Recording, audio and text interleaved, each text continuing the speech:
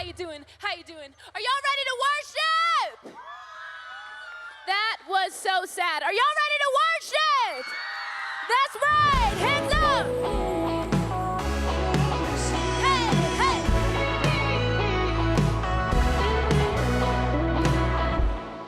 You caught me by surprise. The gravity of life. You pulled me from the night. Love broke through. You opened up my eyes. The clarity of life. I finally realized it's all you. Jesus is calling, a new day is dawning. Here's my heart, sing it out. All I want is to be near you and to live within your love. Everything I've ever needed, oh, you're all of the above. Jesus, your love, all I want is you. You ready to jump? Y'all ready? 1, 2, 3, go!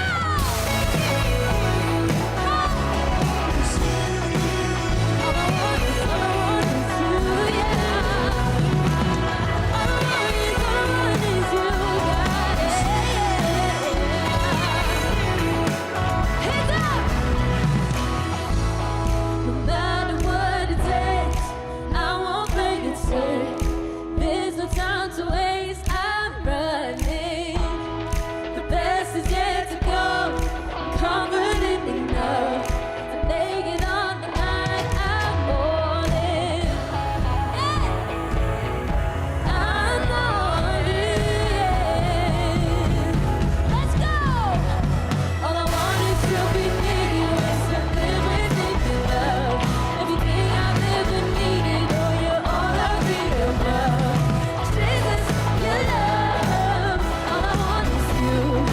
Jesus, your love, you're the love that lasts forever.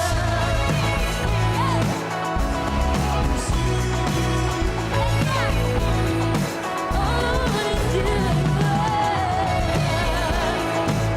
All I want is you. Come on, let's sing this together. Jesus is calling, a new day is dawning. Here's my heart. I want us to be near you, to live within your love. Everything I've ever needed, oh, you're all of the above. Jesus, your love, all I want is you.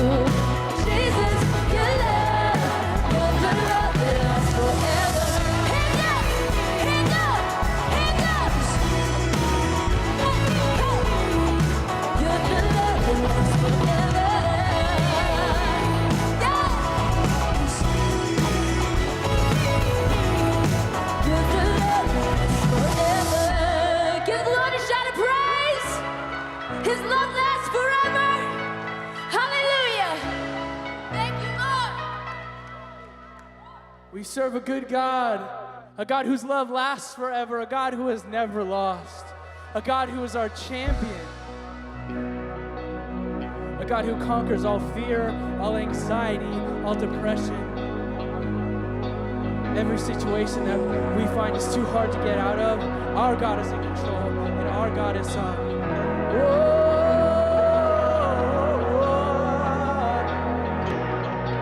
I've tried so hard to see it. It took me so long to believe it, that you choose someone like me, yeah, to carry your victory. Protection could never give what we don't deserve it. You take the broken things and raise them to glory. Yeah. You are my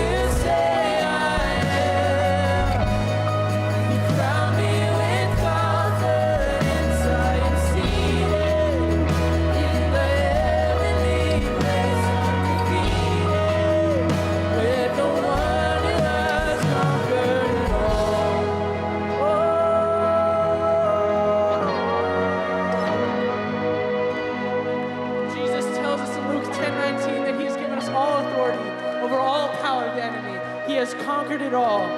Oh,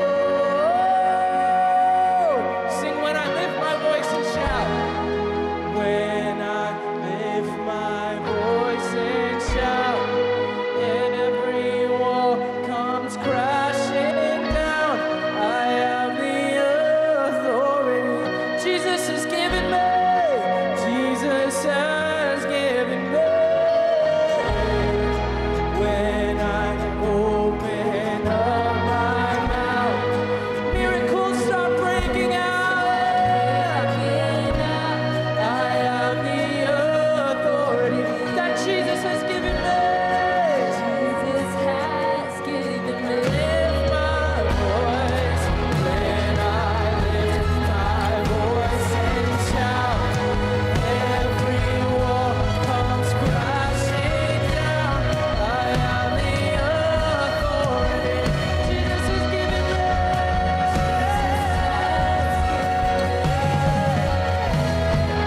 When I open up my mouth, miracles start breaking out. I have the authority. Jesus has given me. Sing, you are my champion. You are my champion. Giants fall. Giants fall when you Stand undefeated. Every battle you won. I am who you say I am. You crown me with confidence. I am seated in the heavenly place, undefeated. By the power of your name, I am seated in the heavenly place, undefeated. With the one who has conquered it all. Hallelujah. Come on, why you? Let's sing. You are my champion, and giants fall when you stand undefeated. Every battle you fight, I am who you say I am. You crown me with confidence. I am seated in the heavenly place, undefeated. By the power of your name, I am seated in the heavenly place, undefeated. With the one who has conquered it all. Yes.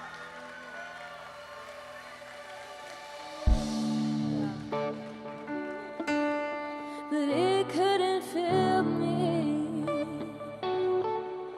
And meant empty praise, treasures of faith are never enough. Y'all know it. Then you came along. Let me hear you. Put me back together. That's right. That's the truth. And every desire is now satisfied here in your love. Yeah. Oh, there's nothing better than you. Come on. That's right. That's right. Nothing is better than you. Yeah. Oh, I'm not afraid to show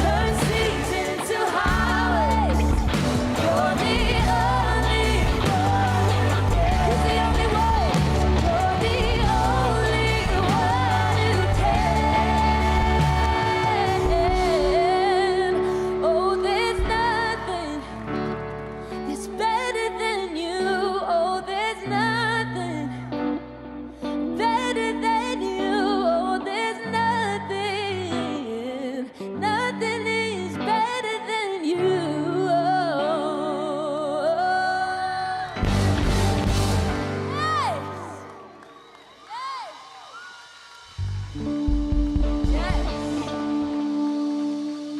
There's nothing better than him, amen? There's nothing better than him. He turns mourning to dancing. He turns seas to highways, and that's the God in this room. That's the God that knows your name. That's the God that knows how many hairs are on your cute little heads. He knows everything about you, and he's given you victory because he sent his son to die just for you, and you, and you, and you, and you. So we're singing from a place of victory when we sing that. Can we sing one more time, there's nothing better than you? And I want y'all to scream it to the heavens. I want you to join with the angels. Ready? I want you to sing. Oh, there's nothing. Let me. Oh, that's right. Better than you. Nothing better. There's nothing that is better than you. I think you do it a little bit louder. Come on, there's nothing. Oh, there's nothing, yeah, better than you. Oh, there's nothing.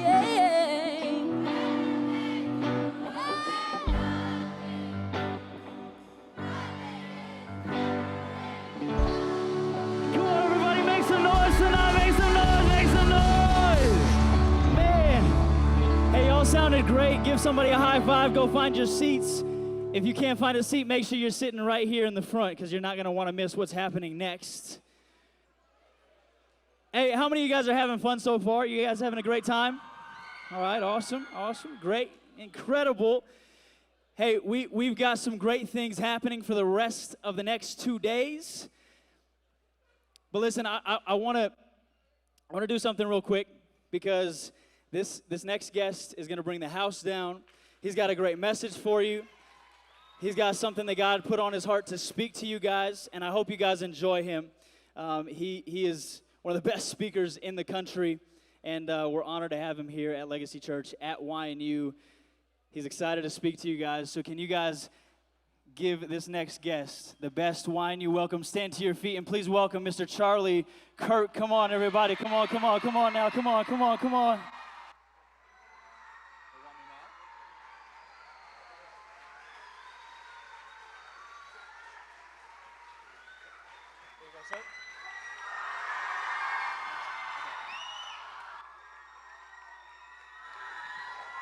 Thank you, guys. What a great group. Thank you.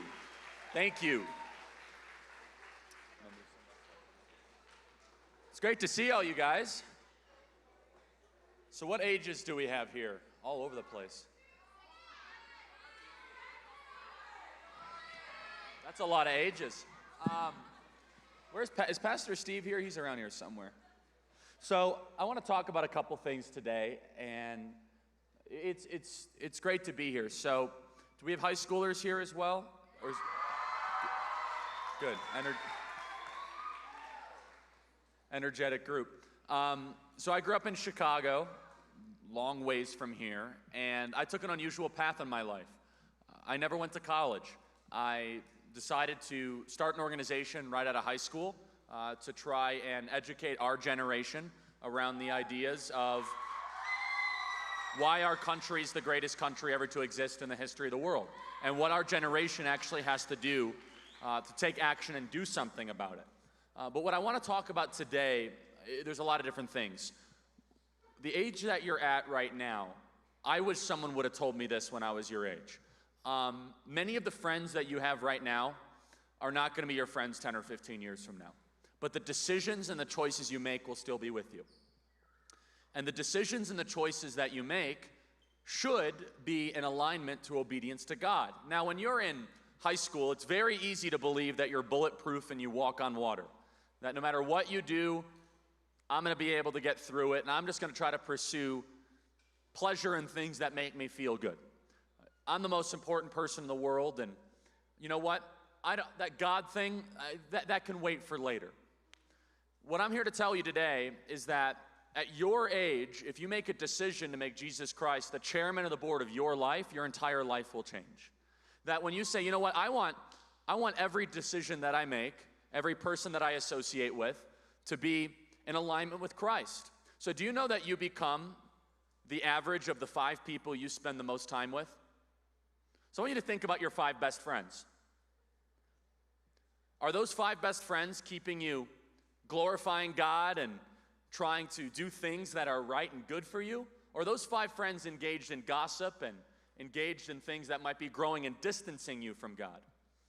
So it's really important that you pick friend groups and you pick people around you that are going to make you a better person. So I'm going to say something that you're not going to hear from your teachers in school. Self-esteem is a bunch of nonsense. It's a bunch of nonsense. So how many of you, well, it's a big group, how many of you have heard this self-esteem movement over the last couple of years? You're perfect the way you are. You're the most amazing thing in the world. Instead, we should be talking about self-control. Here's what I'm going to tell you today. You know what the biggest battle you guys all have in front of you? It's not systemic racism. It's not getting into college. It's battling yourself. It's battling your own urges and your own appetites, your own desires and your own temptations. What I'm here to tell you today is that the battle that's the most important battle for you is within yourself. You see, the Bible tells us that we are all made in the image of God, and that we rebelled against God in the garden, and then we live in this state of sin. And Satan and the enemy does everything that he can to try and get you to defy and rebel against God. How many of you do things that you know that's bad for you, but you still do them? We all do it. Why do we keep on doing it? We keep on doing it because it's in our nature. We start to make excuses for that. We start to say, it's not that big of a deal. It doesn't really impact me very much. The people that I grew up with that were really into momentary pleasure end up being the most miserable people in the world. Let me give you an example of this. When you're in high school, and even if you're in middle school, doing drugs and drinking, man, I'm telling you right now, that will lead you to a very miserable life. The younger that you start to indulge in all that nonsense and that garbage, you are setting yourself up to all of a sudden be a slave to those things. Now you might say, well, Charlie, all of my friends do that, and it's okay. I'll tell you, I'm proud to say that I made it all throughout high school without doing any of that nonsense, without any of that garbage. And by the way, for those of you that are here, you might be doing that right now. I'm not going to tell you you're a bad person. Just stop doing it. Start making better choices. All the lie that many of us have in our generation right now, that a lot of you guys have, that you hear is, go follow your heart. You've heard this before? Here's a really good rule for life. Don't follow your heart. Follow God's commands. Don't go follow your heart. Now, what does that mean? It means you got to spend time in the Word. It means you have to pray every single day. And here's a good rule for life. If it feels really good in a quick moment, it's probably not good for you. You see, the human brain is wired in such a way that you might be doing weed right now. Whatever, there's marijuana dispensaries everywhere. Okay. I'll tell you about my friend who, I don't want to say his name, but he was Mr. Hedonism growing up in high school. Anyone know what hedonism means? It means that pleasure was his ultimate value. His whole life was around feeling good, sleeping around, doing drugs, drinking, and he was proud of it. In fact, we would get in these discussions at the cafeteria table, and he'd say, Charlie, you don't know how to have fun. You see, I'm out till 4 a.m. drinking, doing weed. The cops are never going to catch me, sleeping around. And there was part of me that was like, am I missing out on something? Thankfully, I grew up in a good church with a good family. But you know what ended up happening? Is that buddy always needed the next thing. Is that after a while, marijuana didn't really do it for him. And so then he started to get cocaine. Then cocaine really didn't do it for him. So he went to harder drugs. And then one day, all of a sudden he realized that in a very tragic turn of events, that if you're just constantly going into the world looking for that next rush of chemicals, then you realize life is really not that special. And he ended up taking his own life, committing suicide. Now, he was a guy that was really proud of just chasing pleasure, mocking me and mocking kind of my small group of friends for going to bed at 9 o'clock at night and reading, which, by the way, all of you guys should read every single night. Get off TikTok, please. It's a bunch of garbage, please. Seriously, TikTok is awful. Get off of it. We're going to get through a lot of topics here today. Can I be politically incorrect, Steve? Is that okay? Okay, good. I got the blessing from Pastor Steve. And I realize that if you make feeling good the most important thing in your life, you're going to live a really empty life. If all of a sudden you're like, hey, I want to go to the coolest parties, the coolest friends, then all of a sudden you're going to hit a moment in your life where you say, is there anything more? You see, Satan would love to do nothing more than every single one of you out here, all of the beautiful young people here, to try to have you go after things that are really bad for you, but you think that, oh, this is what it means to be young, wild, and free. Instead, here's the amazing thing for all of you, is that if you make a decision today or tomorrow, based on what we're telling you here at this event, like, you know what? I am going to try to have one of the ultimate values in my life be self-control. What if I told you it's the restraints you put on your life that make you free? Here's a good question. What is freedom?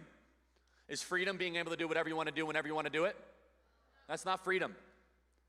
That's licentiousness. That's a word for you today. You guys can bring that back to your parents. You said, I learned the word licentiousness today at church. It's indulgence. Freedom is doing what you ought to do.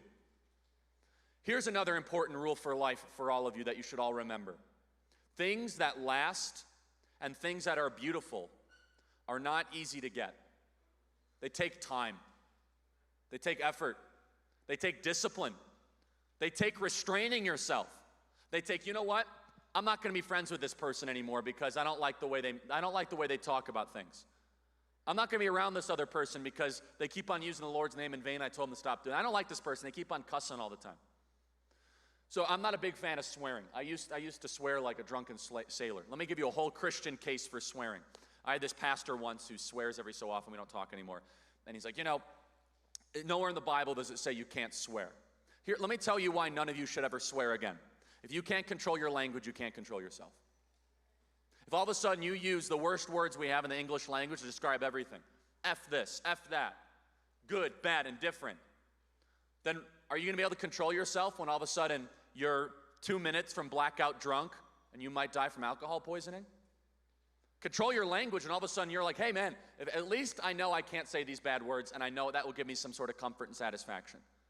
But here's the thing that is so amazing for all of you, is that as you have this wonderful church and you have this great community around you and the generation and the time that you're in, that if you commit to live by these principles, if you commit to say, hey, I'm going to walk in obedience to the Lord, I'm going to have self-control, I'm going to tell the truth at all times, and here's another one that's really important, I'm going to save myself for marriage. Every single person here should make that commitment. Now, no one likes talking about it because we have a hypersexualized culture where you try to do everything that makes you feel good. I'll tell you right now, the Lord wants sexual relations to wait for marriage. The Lord wants you to wait, and in fact, it'll bless you to do that. That's not easy. Every time you turn around, there's something that's propagandizing you to try to look at people as an object, and it goes both ways. So let me talk to both the men and the women. Girls out there, stop posting stuff that could be in a Playboy magazine on Instagram. Cut it out. And men out there, stop going to websites that make you view women as objects. Both sides need to do something on that. It's not easy. It's easy to all of a sudden get in this pattern like, man, I've had a tough day, tough basketball practice, whatever. I deserve some pleasure right now. But I'm telling you, if you guys want to live that fulfilling life, if you want to all of a sudden be able to glorify God at the highest possible level, it's the decisions you make right now that matter the most. It's the decisions you're like, man, this guy came in with a red t-shirt sitting on a chair, and he challenged me, I decided to take him up on it. So what does that look like? That looks like all of a sudden you're all going to have to be leaders, and that comes at a cost. That all of a sudden means that your local high school, when your friends are like, hey, come on, it's prom, it's homecoming, whatever, we're going to go out to our friend's house and we're going to get really drunk. You're like, man, is that what the Lord wants me to do tonight? Is that what the Lord wants me to just kind of go out with my friends and do all these different things? And guess what? Though every one of those kind of experiences and circumstances, they almost never end well. Because remember, there's a cost to sin. You choose to sin, you choose to suffer. Let me say that again. You choose to sin, you choose to suffer. What if I told you the Lord loves all of you so much? He gave you rules for life, commandments, not because you wanted to be the fun police, but that if you follow them, then all of a sudden you're going to live enriched and beautiful lives. Let me give you another example of what it looks like. And none of you like this one, but I'm going to say this anyway. What's the only commandment of the 10 commandments that has a promise in it? Anyone? Honor your mother and father. Now, I know, you don't like honoring your mother and father, right? What are you, like 6? No, I'm kidding. So, you want to be rebellious. You want to push back. My parents, they didn't even have TikTok when I grew up. We have Snapchat. The Lord gave you this commandment for a reason. Now, I'm sure someone in this room has a parent that has abused you. Honoring and loving your parents are two different things, two completely different things. Honoring, most of you, though, have parents that are within the range where you could still talk to them.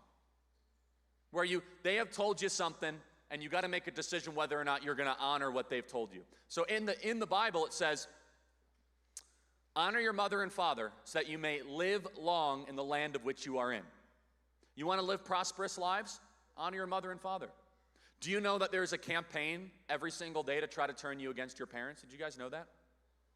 Every single day there's a campaign, whether you realize it or not, to try to have you question your parents. They don't know what they're talking about. They don't know what's best for me. Let me tell you right now, your parents are trying to figure this whole thing out, but your parents love every single one of you. So honor them. It's uncomfortable. It's uneasy.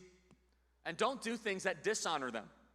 Don't all of a sudden do things where they have to get that phone call in the middle of the night, and they're like, oh boy, what did George do now? Honor your father and mother. Tell the truth. It's a tough one, right? Especially in the world that we live in, where it seems people want to get ahead by trying to curb what's actually happening in front of them. If every single person here said, you know what, I'm going to commit today to never telling a lie again, you will live a free life. You want to know a truth about life? If you tell the truth, it's easier to remember. If you tell the truth, you don't have to remember all the things that you've said before that you might actually have to, like, what did I say about this and what did I say about that? You'll be the freest person in the world if you tell the truth at all times. And that includes telling the truth to yourself. And now, this is one of the complaints I have about the self-esteem movement I said earlier. None of you are who you can be. All of you can actually improve yourself dramatically. Every single person in this room now should commit themselves, say, hey, man, I got a lot of work to do. And I need to start putting restraints on my life to try to get me there. And that's in every single type of relationship and interaction. And so, I travel the country a lot, and, kids ask me, they say, well, Charlie, my teachers are saying that there's nothing wrong with, having sex as a 16-year-old. That there's nothing wrong with, giving out birth control. Well, look, the Lord gave you these rules for a reason.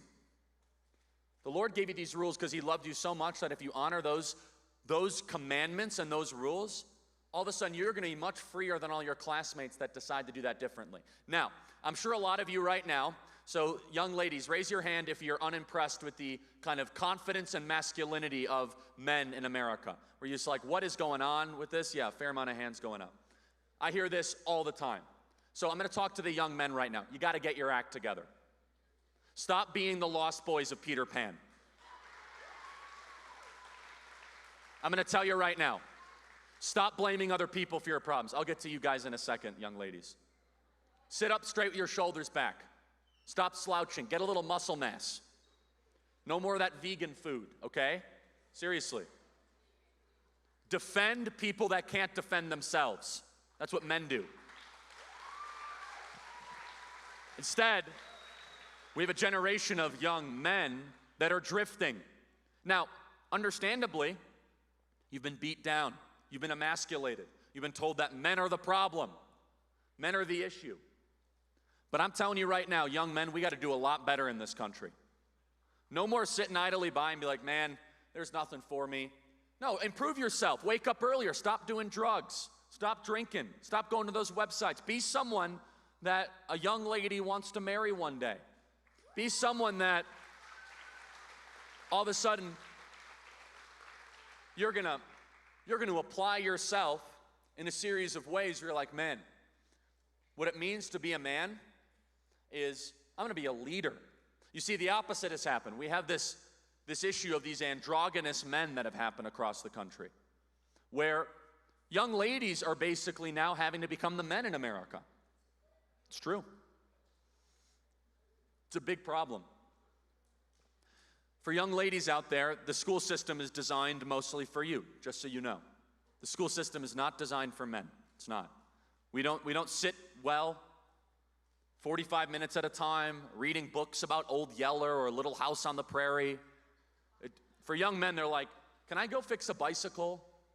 Can I do something with my hands? So the whole school system has been rigged against young men. Guess what? Stop complaining about it. Stop playing the victim. Here's the problem that happens with so many young men in America. They realize that everything's kind of coming against them, that there's very little that they can do about it, and they're like, you know what? I'm just gonna kind of stay up till 4 o'clock in the morning playing video games. Doesn't really matter what I do. If my mom or my dad kind of force me to do something, that's what I'm gonna do, and like whatever. I'm just gonna kind of never grow up. We have a generation of grown infants, of grown male infants. So what does it look like to that a young man needs? Every young man out here, and again, I'll get to young ladies in a second. Every young man out here, you need challenge and adventure in your life. Maybe you're a young man, you're like, man, I don't know where my place is in the world. You're not being challenged enough, and you're not challenging yourself enough. If you're 16, 17, or 18 years old, I'll tell you about me. I decided not to go to college, start an organization out of nothing, travel the country. That was a challenge. It's hard. I can tell you, I had a lot of problems when I was 18 and 19, 20. I did not have a problem about whether or not I could find my place or where I fit in the world. You need that kind of call to adventure. You need to go create something meaningful. Now, for young ladies out there, it's perfectly okay to not want to go pursue a corporate career and have a family. In fact, I encourage more young ladies, if you don't feel comfortable, to get married earlier and have lots of children if you so choose. Now, this is heretical. A lot of people don't like hearing this. They're like, what do you mean I got to go to college? No, you don't. Why do you have to go to college? You think college is some sort of ticket to success?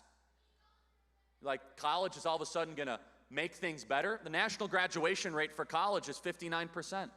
That means 41% of kids that go to college won't graduate. 41%.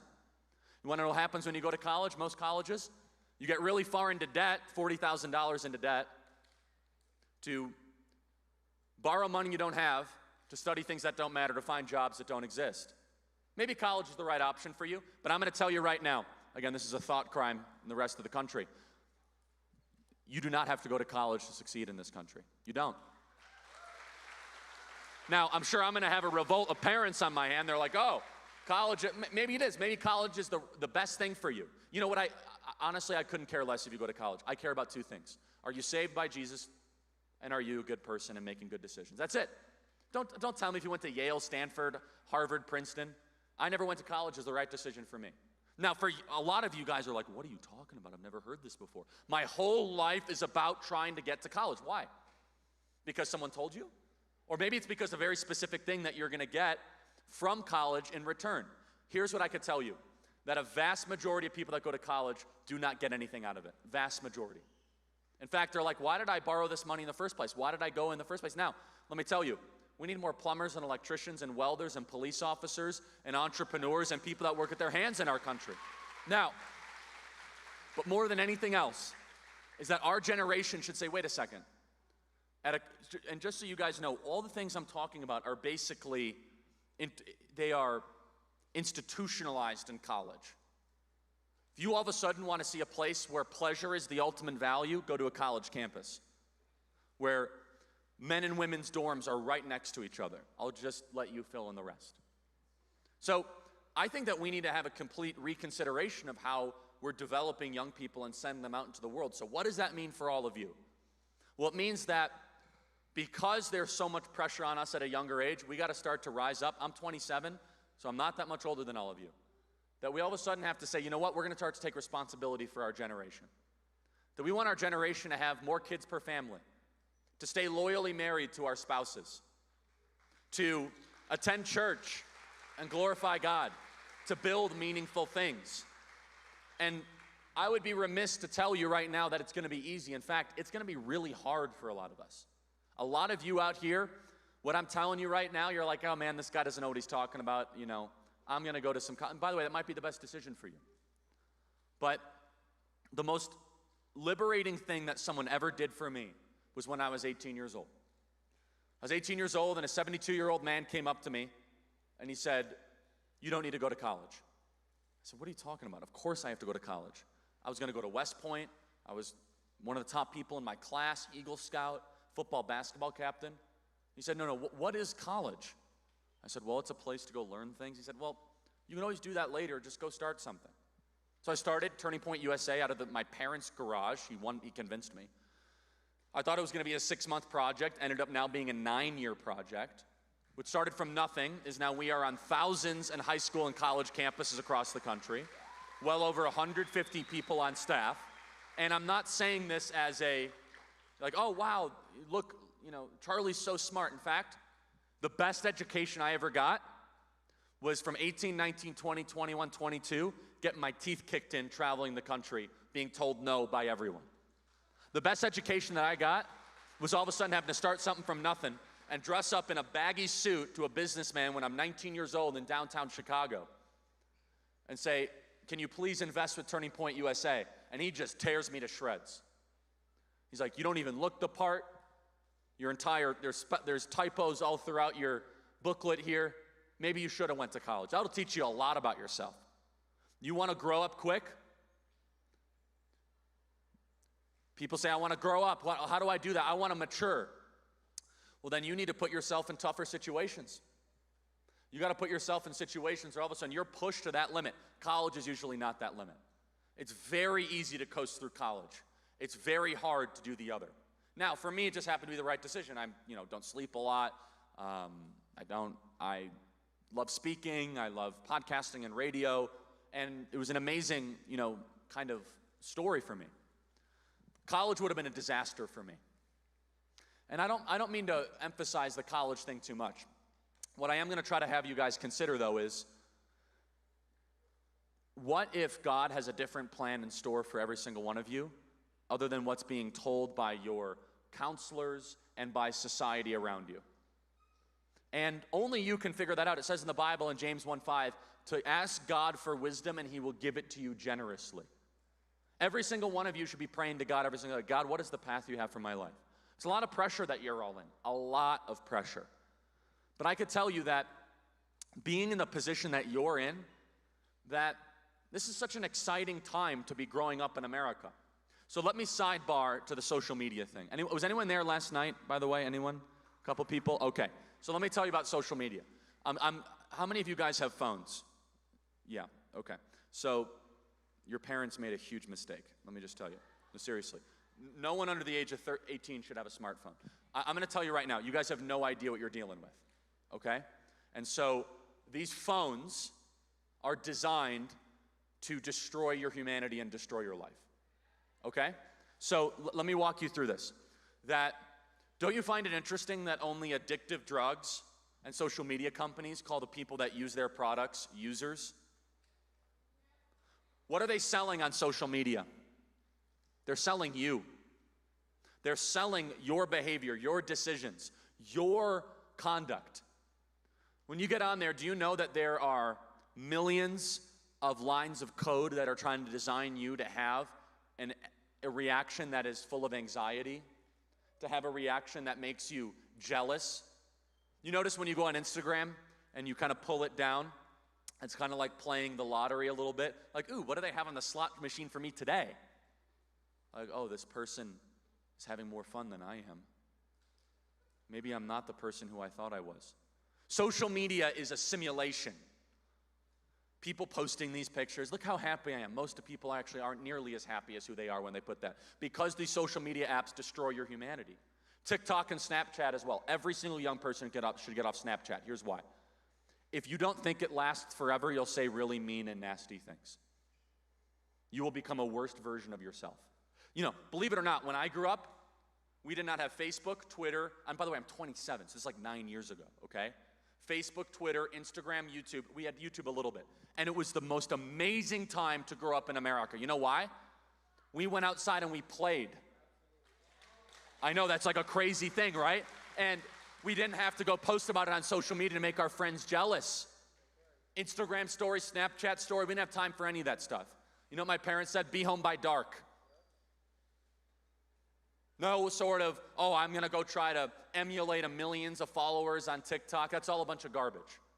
Do you know that there are dozens of full-time neuroscientists that work for these social media companies that try to get you addicted to these devices? Anyone look at these devices and you don't like the way it makes you feel sometimes? Of course. Then why do we keep on using them? So here's my challenge for every single one of you. Take one day a week where you turn that phone off completely. Now, for your parents should never have given you a phone. That's a different conversation for a different time. But no person should have a smartphone before 18. I'll say that again. No person. You should have the jitterbug. You guys know what the jitterbug is? The jitterbug is like this phone where it's literally you can call like 3 different people. But you might say, Charlie, no. It's how I keep in contact with my friends. Guess what? I was able to keep in contact with my friends before all these ridiculous devices. You know how this is how it worked, okay? So you would call a landline, and you would have to say, yes, Mr. Smith, is Joey home? I know this is crazy, right? And they'd say, no, Joey's doing homework. Try again next week. Click. What happened is that basically parents have been completely removed from all these types of interactions. And I wish I could communicate to you how dangerous it is, the amount we use our devices. You're not looking at real things. These celebrities are not happy that you're following on Instagram and Snapchat, and few of them are glorifying the Lord. Now, maybe you have, great self-control and you're able to kind of be in total, direction of the, your usage of these devices. Or maybe you feel yourself kind of getting out of control when you're using social media. Take one day a week when you don't use it. One day. Just take a phone Sabbath. Just say, you know what? I'm going to just turn it off and I'm going to just talk to my friends. And you're going to realize you're going to have anxiety. You're going to start to get a little bit nervous. Where's my phone? Where's my phone? It's kind of like a digital pacifier, isn't it? It's like, oh, I have to keep on checking it. I got to keep on checking it. And I just see in the audience people keep on looking at it. Because it's kind of like that slot machine. Maybe they have something for me now. Maybe someone's going to give me some good news. Maybe it's a joke I'm going to like. Everybody, there's a world around you that is not in these little smooth screens. Go enjoy it. Go live in it. Go have real relationships. Don't just keep on staring down and saying, what do the tech companies have for me next? And the last thing I want to talk to you about is faith, and which is the most important thing I'm going to talk to you about today. The Bible's perfect. It's inerrant. 66 books, one author, the Lord. The more that you go into the scientific world, the more you are going to realize the truths of the Bible that are confirmed. You got to be unafraid to spread the gospel to your friends, everybody. You got to go back to high school. And by the way, let me tell you what you should not do. Do not be cocky and arrogant and be like, oh yeah, I'm going to heaven and you're not. No. Live out the gospel every single day. Stand up for people that can't defend themselves. Challenge evil whenever it rears its head. When all of a sudden, someone's gossiping, be like, I don't want to be part of this. Gossip will destroy your relationships, everybody. You got to cut it out. And these devices make gossip so easy. And by the way, men are really bad at gossip too. It's not just women. Let me tell you, men are just as bad at gossip. And the Bible's perfect. Read it every single day. So here's the story that all of us need to tell. Here's the story that we got to tell our friends, story that you got to bring the good news. The gospel literally means the good news. God made us in his image. That's pretty awesome, isn't it? That we even are able to have life. We rebelled against God and we're in this state of sin, constantly trying to chart our own path and find our own way. All throughout the Old Testament, we see how that works out. We see the constant rebellion, the nonstop push against God's wills and commands, and then everything changes. God incarnate, Jesus Christ himself, came to earth. And the whole ball game was changed. And so if you accept Jesus as your Lord and Savior, which I did in 5th grade. Any 5th graders here? Anyone? Awesome. Your life will totally change forever. What does that mean? It's more than just saying the words. It's all of a sudden recognizing and realizing that you want to have a new chairman of the board of your life. That you want to have the most important thing that you'll ever do is to accept Jesus Christ into you. Things will be different, I'll tell you right now. As soon as you accept your life new through Jesus, all of a sudden you're going to feel a little weird when you start gossiping amongst your friends. You're going to be like, man, I don't like drinking anymore. It just makes me feel kind of funny. All of a sudden you're going to have the Spirit alive within you. And then you're going to spread that news. You got to spread that news to your friends. Here's the gospel in 4 words, 3 words, 2 words, 1 word. 4 words. Jesus took my place. 3 words. Him for me. 2 words. Substitutionary atonement. 1 word. Grace. What is grace?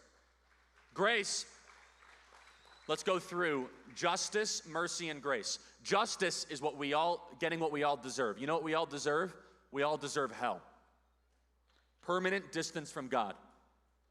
So when we die, and guess what? All of us are going to die.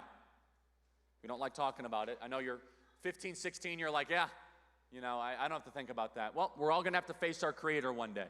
And we'll read off everything wrong we've ever done in disobedience to His commands. And justice would be getting exactly what we deserve. Eternal damnation. Not good. Mercy would be getting less of what we deserve, but grace is something completely different. Grace is not getting a reduced prison sentence. It's not getting the full prison sentence. It's all of a sudden someone who is Jesus Christ comes up and says, no, I am going to serve that prison sentence for Him so that He can walk free and live in eternity. That's the gift that all of us have in Jesus Christ. So what does that mean? It's tempting to want to say, oh, Charlie, there's all these other religions out there. If anyone ever finds anything even close to Jesus Christ, I'll give you my email. There's nothing close to it. You could search far and wide. You can go to Thailand. You can go to Philippines, Egypt. Good luck. God incarnate only came down once and walked among us. The scriptures and the gospels are true. And we could be born again and born new. That's the most important decision that we all have to make in our lives today. And then to spread that good news to everybody else. And to be ambassadors for that. And say, look, there's life everlasting waiting for you. And none of you are too young to do that. I heard this message when I was in 5th grade. And I was like, you know what? I'm in. Sign me up. I don't know what I was signing up for. So let me tell you what happens when you give your life new to Jesus Christ. You're gonna have to pay a price and pay a cost, an earthly cost, by doing that. You're all of a sudden going to be called names and mocked and ridiculed. But the blessing in return is something beyond I can ever promise you. Is that you're going to have life everlasting. You're born new. You are then in the book of eternity. And so I want every single person here to really pray on that and think about that.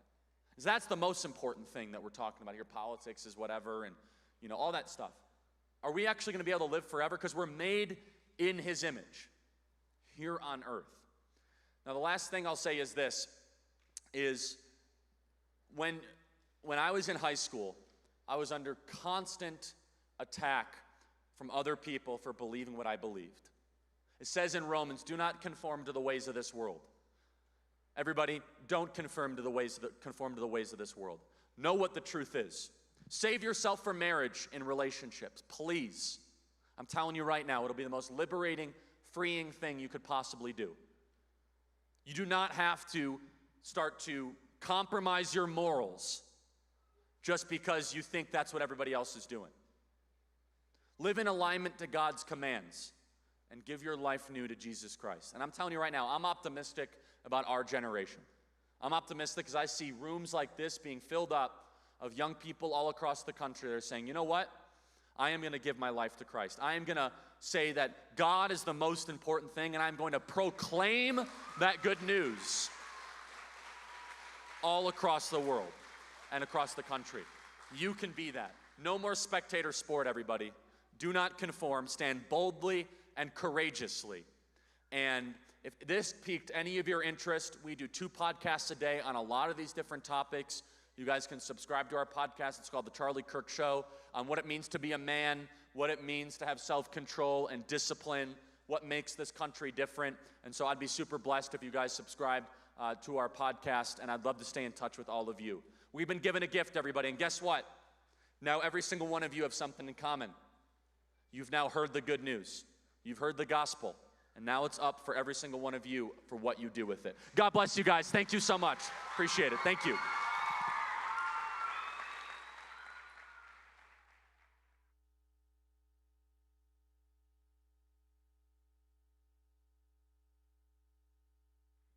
One more time, everybody, for Charlie Kirk.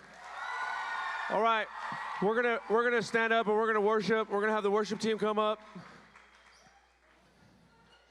They're gonna come up here real quick, and we're gonna get into an attitude of worship.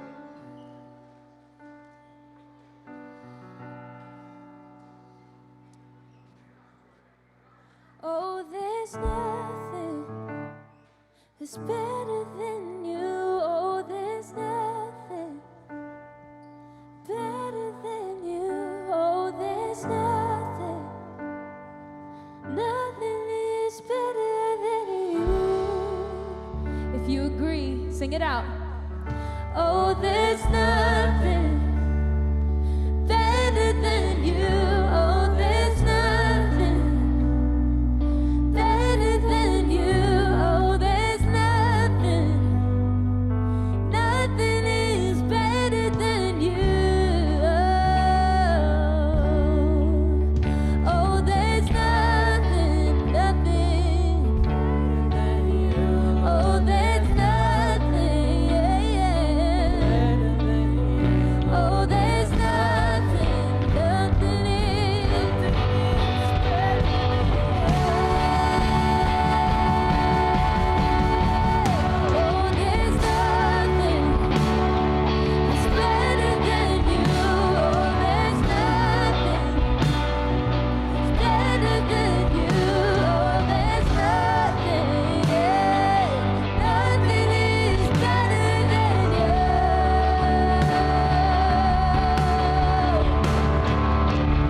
You turn mourning to dancing. You give beauty for ashes. You turn shame into glory. You're the only one who can. You turn graves into gardens. You turn bones into armies. You turn seas into harvest. You're the only one who can. You're the only one who can. You're the only one who can. Oh, there's nothing better than you. Oh, there's nothing better than you. Oh, there's nothing, nothing is better than you.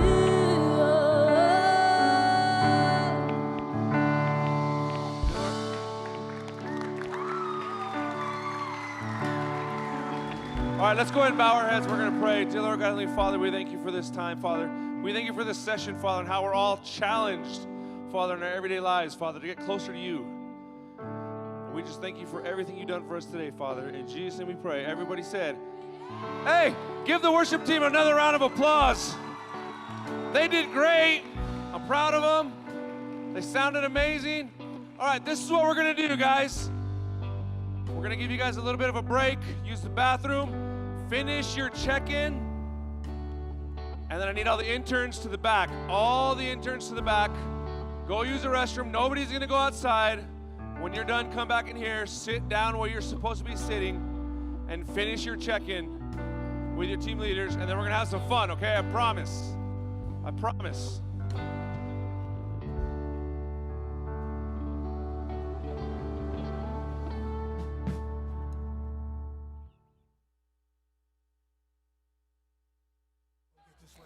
Interns to the back.